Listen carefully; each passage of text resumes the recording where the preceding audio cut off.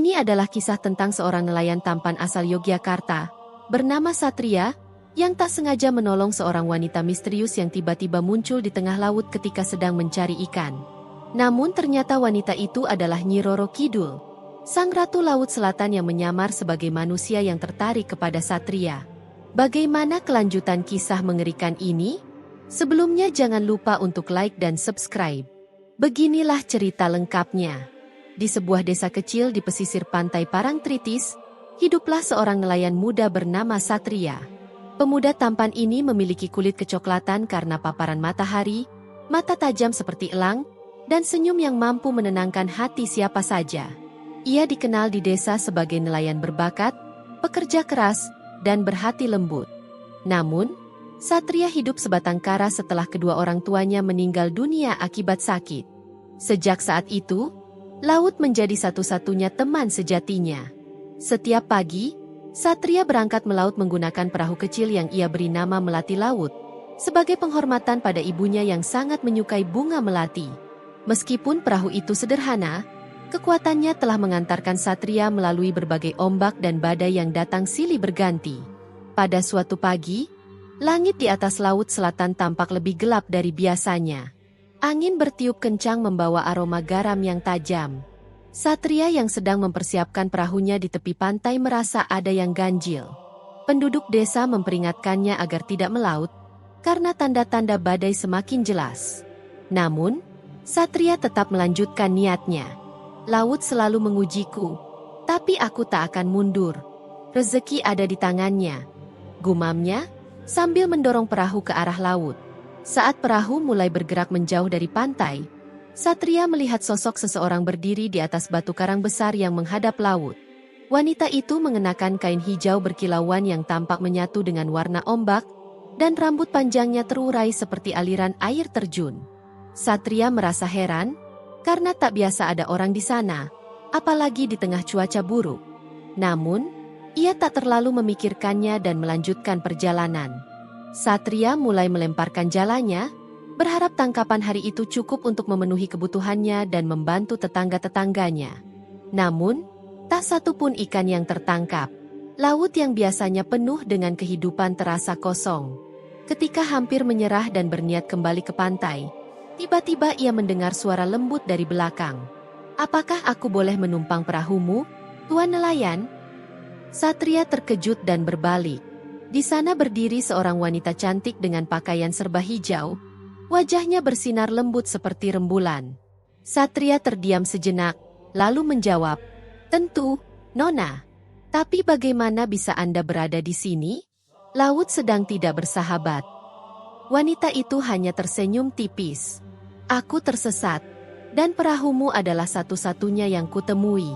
Tolong, izinkan aku menumpang hingga aku menemukan jalan kembali."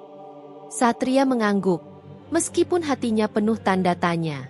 Wanita itu naik ke perahu dengan gerakan anggun, dan begitu ia duduk, aroma melati yang samar tercium, memberi ketenangan meski cuaca semakin buruk.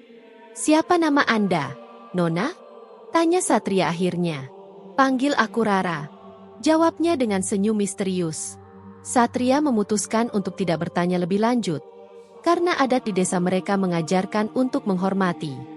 Namun, ada hal yang terasa aneh pada wanita ini. Ia tidak membawa barang apapun. Kakinya tampak kering, meskipun seharusnya basah terkena air laut. Kulitnya yang seputih pualam sangat kontras dengan langit yang semakin gelap. Malam mulai tiba, langit berubah menjadi ungu kehitaman, dan angin semakin kencang.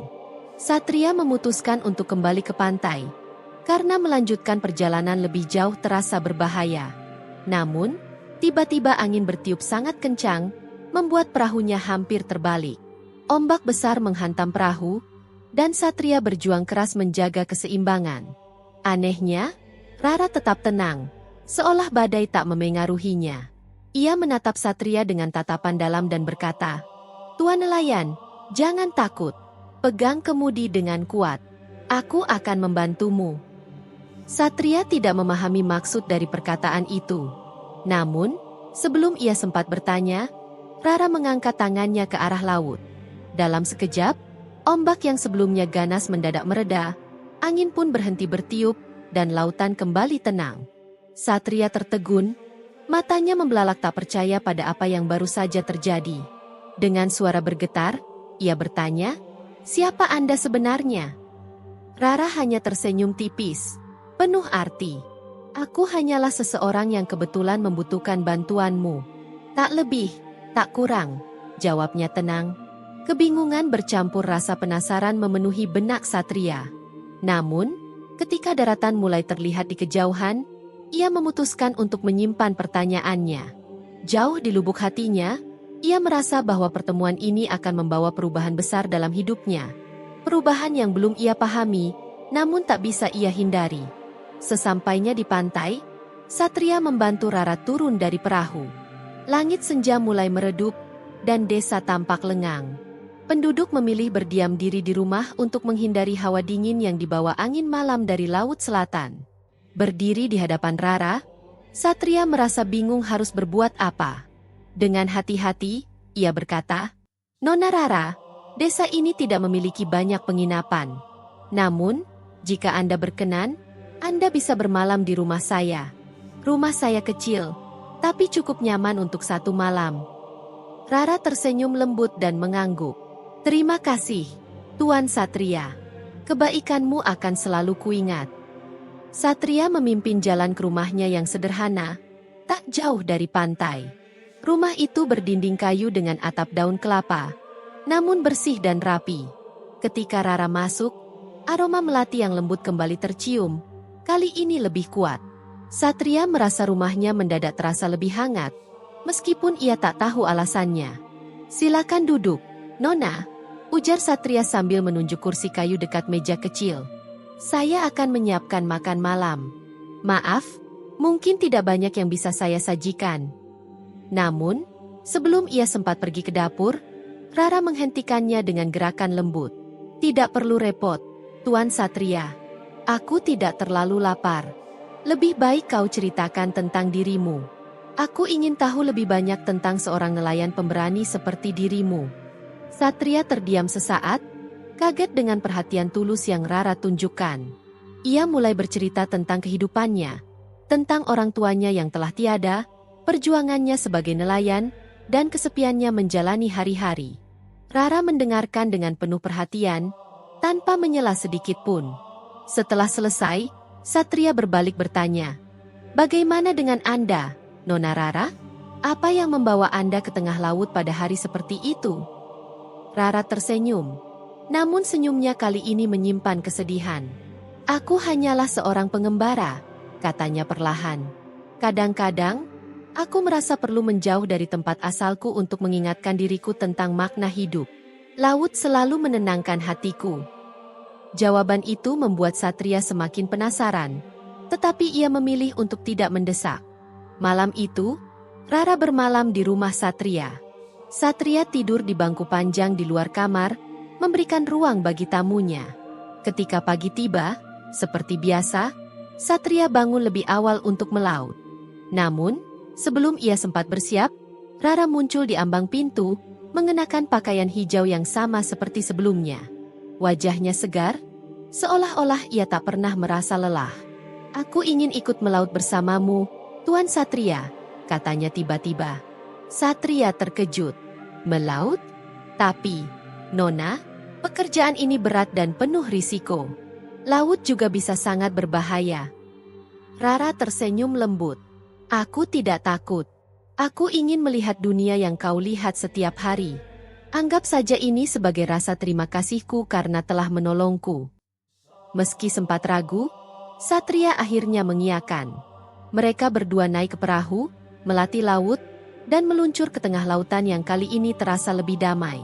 Angin bertiup sejuk, burung camar terbang rendah di atas air, dan laut memantulkan sinar mentari pagi yang lembut, seolah menyambut mereka.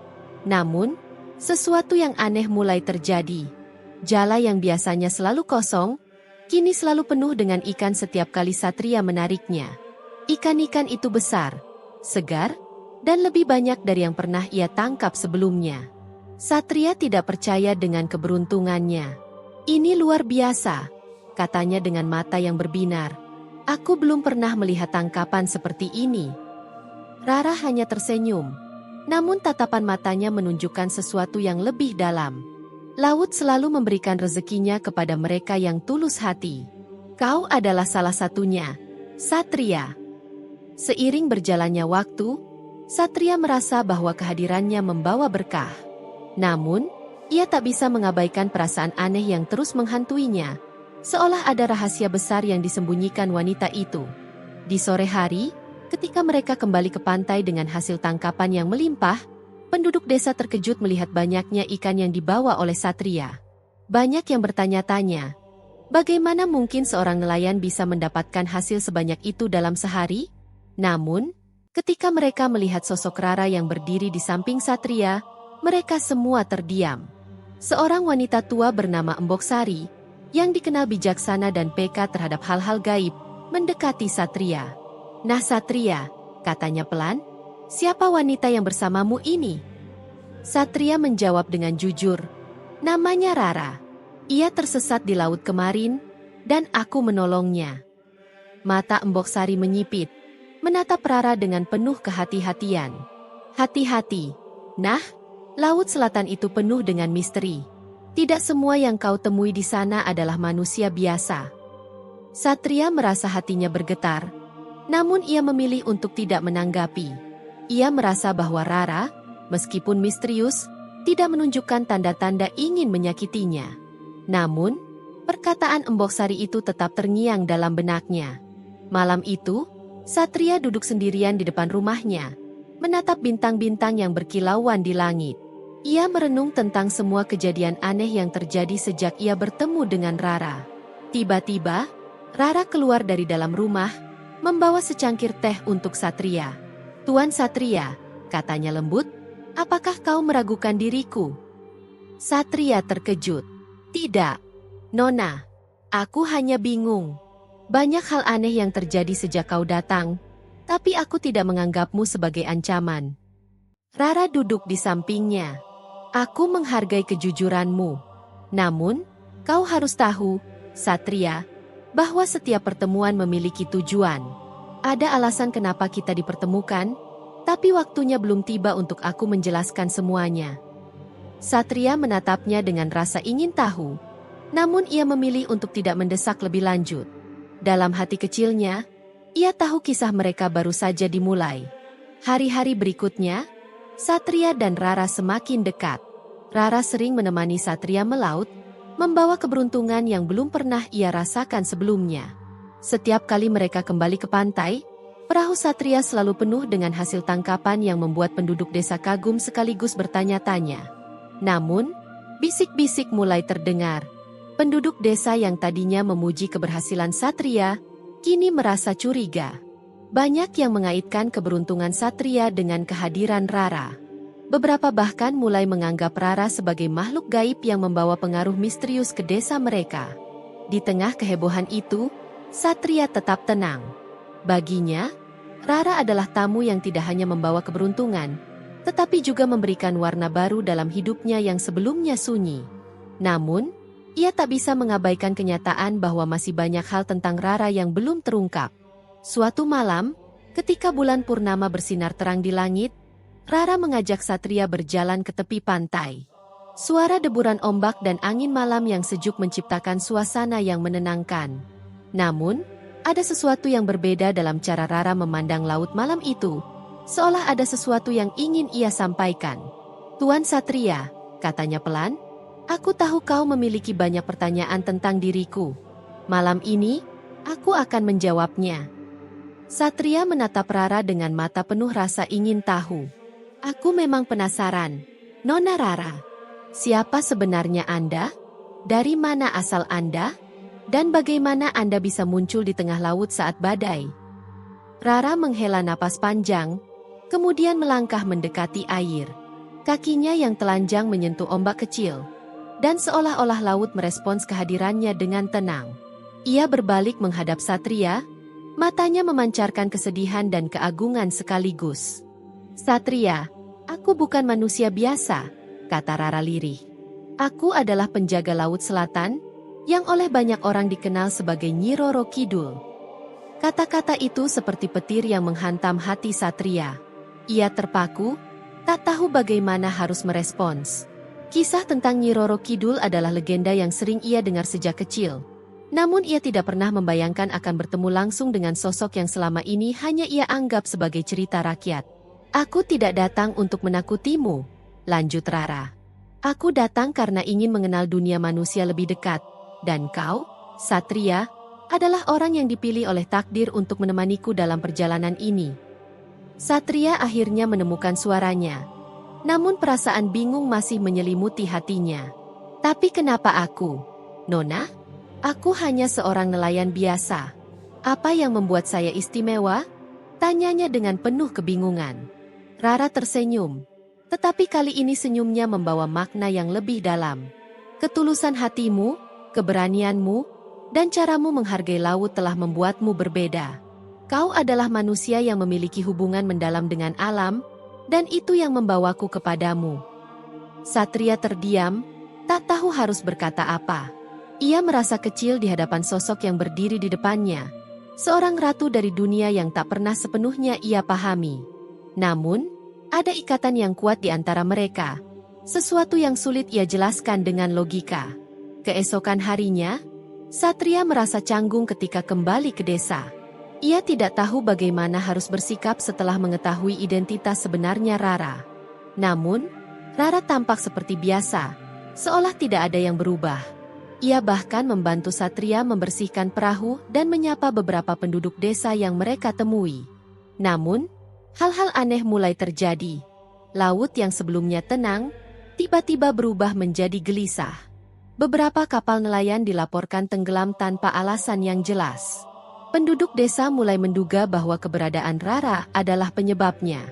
Dia membawa kutukan, bisik seorang pria tua di pasar. Laut tidak suka jika manusia bergaul dengan makhluk gaib. Mendengar hal itu, Satria merasa marah, tetapi ia juga tidak bisa menyalahkan penduduk desa yang ketakutan.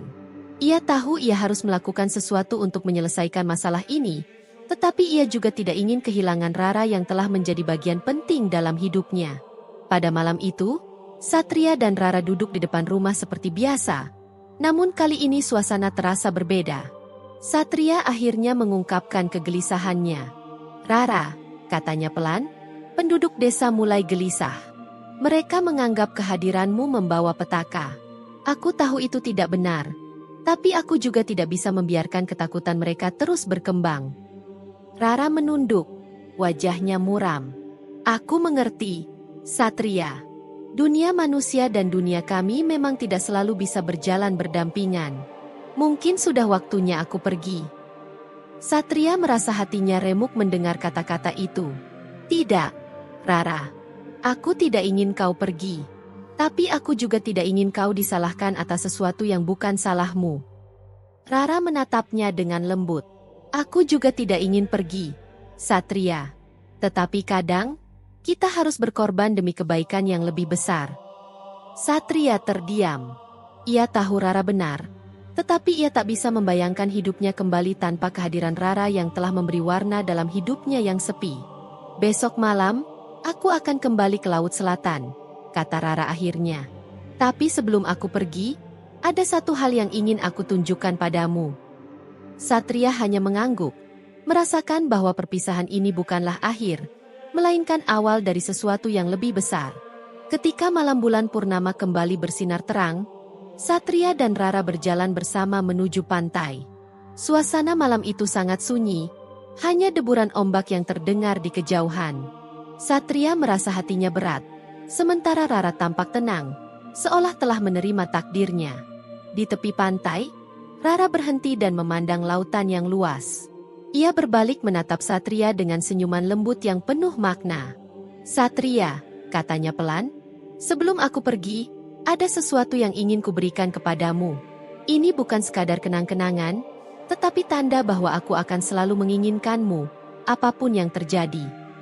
Dengan lembut, Rara mengulurkan tangannya, dan tiba-tiba sebuah mutiara hijau yang bersinar muncul di telapak tangannya. Cahaya lembut yang memancar dari mutiara itu seolah memiliki kehidupan sendiri. Ini adalah mutiara Laut Selatan, lanjut Rara. Benda ini melambangkan hubungan antara manusia dan lautan. Selama kau menyimpannya, laut akan selalu melindungimu dan memberimu keberuntungan. Namun, kau harus menjaganya dengan hati yang tulus, karena ini bukan benda biasa. Satria menerima mutiara itu dengan tangan bergetar. Ia merasa benda itu memiliki beban yang jauh melebihi ukurannya, seolah mengandung kekuatan dari seluruh lautan. Terima kasih, Rara. Aku tidak tahu bagaimana harus membalas kebaikanmu. Rara tersenyum, kali ini dengan sedikit kesedihan. Tidak perlu balas budi, Satria. Aku hanya ingin kau terus menjalani hidupmu dengan tulus, seperti yang selalu kau lakukan. Laut telah memilihmu untuk menjadi pelindungnya di dunia manusia. Setelah menyerahkan mutiara itu, Rara melangkah ke arah air. Ombak kecil menyentuh kakinya, dan tubuhnya mulai bersinar dengan cahaya kehijauan yang lembut. Satria merasakan getaran di hatinya, seolah sesuatu yang sangat berharga akan hilang dari hidupnya. Rara, tunggu, seru Satria saat ia hendak pergi. Satria berlari mendekat. Sebelum kau pergi, aku ingin kau tahu sesuatu. Aku menganggapmu lebih dari sekadar tamu atau teman. Kau telah menjadi bagian tak terpisahkan dalam hidupku, dan aku tak tahu bagaimana aku bisa menjalani hidup tanpamu. Rara berhenti dan menoleh. Tatapannya penuh kelembutan. Satria, perasaanmu begitu berharga bagiku. Aku pun merasakan hal yang sama. Namun, dunia kita sangat berbeda. Aku adalah penjaga laut, sedangkan kau adalah manusia. Kita tak bisa bersama sebagaimana yang kau inginkan. Air mata jatuh dari mata Satria, sesuatu yang jarang terjadi dalam hidupnya. Namun, ia tahu bahwa kata-kata Rara adalah kebenaran. Ia tidak mungkin memaksa seseorang yang berasal dari dunia yang jauh lebih luas dan bebas. Janji padaku satu hal, Rara, kata Satria dengan suara bergetar. Jika suatu saat aku memerlukanmu, apakah kau akan datang? Rara tersenyum dengan penuh kasih. Tentu, Satria. Selama kau memegang mutiara Laut Selatan, aku akan selalu ada saat kau memanggilku. Kita terhubung selamanya oleh laut yang kita cintai. Dengan kata-kata itu, Rara melangkah lebih dalam ke dalam air. Tubuhnya perlahan-lahan tenggelam, tetapi cahaya lembut yang memancar dari dirinya tetap terlihat, bahkan setelah ia menghilang ke dalam lautan. Satria berdiri di sana, memandang laut yang kembali tenang, sambil memegang mutiara hijau di tangannya. Setelah kepergian Rara, hidup Satria berubah. Ia tetap melaut, namun kini dengan semangat baru. Tangkapannya selalu melimpah, dan penduduk desa yang sebelumnya ragu mulai menghormatinya. Mereka menganggap Satria sebagai nelayan istimewa yang mendapat berkah dari Laut Selatan. Namun, Satria tidak pernah melupakan Rara. Setiap malam purnama, ia pergi ke tepi pantai dan menatap laut, berharap bisa melihat cahaya hijau yang pernah ia saksikan di malam terakhir mereka bersama. Meskipun Rara tidak pernah muncul lagi, Satria tahu bahwa ia selalu ada di sana, menjaga laut dan dirinya dari kejauhan. Tahun-tahun berlalu, dan Satria kini telah menjadi nelayan yang lebih tua dan bijaksana. Suatu hari, ia mendengar kabar tentang badai besar yang akan melanda desa. Penduduk ketakutan, banyak yang mulai menyiapkan diri untuk meninggalkan rumah mereka. Namun, Satria tahu bahwa ini adalah saat yang tepat untuk memanggil Rara. Ia berdiri di tepi pantai, memegang mutiara Laut Selatan. Dengan penuh harapan, ia memanggil nama Rara. Nyi Roro Kidul, penjaga Laut Selatan, aku membutuhkan pertolonganmu. Laut yang sebelumnya bergolak mendadak tenang, ombak surut, dan angin berhenti bertiup. Dari kejauhan, cahaya hijau yang lembut muncul di atas air, bergerak mendekat dengan anggun. Sosok Rara muncul kembali, tetap cantik seperti yang Satria ingat. Satria, ucapnya dengan lembut, kau telah menjaga mutiara ini dengan baik. Apa yang kau perlukan dariku? Satria menjelaskan tentang badai yang mengancam desa mereka. Rara mendengarkan dengan penuh perhatian, kemudian mengangguk. Aku akan bantu, seperti yang sudah kita janjikan. Dengan gerakan tangannya, Rara menenangkan laut. Badai yang semula mengancam desa menghilang begitu saja, dan desa kembali aman. Penduduk yang menyaksikan kejadian itu akhirnya menyadari bahwa Satria bukan hanya seorang nelayan biasa, tetapi juga penjaga yang memiliki ikatan dengan Laut Selatan. Malam itu, setelah badai berlalu, Satria kembali ke pantai untuk mengucapkan terima kasih. Namun, kali ini, Rara tak muncul. Ia hanya meninggalkan jejak cahaya hijau di permukaan laut, seakan memberitahu bahwa tugasnya telah selesai. Satria menatap laut dengan perasaan campur aduk. Ia tahu Rara tidak akan kembali, namun ikatan mereka akan tetap abadi. Dengan hati yang penuh rasa syukur, ia kembali ke rumahnya, memegang mutiara sebagai pengingat akan cinta dan janji yang menghubungkan mereka selamanya. Terima kasih telah menonton, dan jangan lupa untuk mendukung saluran ini dengan menekan tombol subscribe, like dan share video ini, agar semakin banyak orang yang bisa menikmati cerita-cerita menarik lainnya. Sampai jumpa di cerita berikutnya.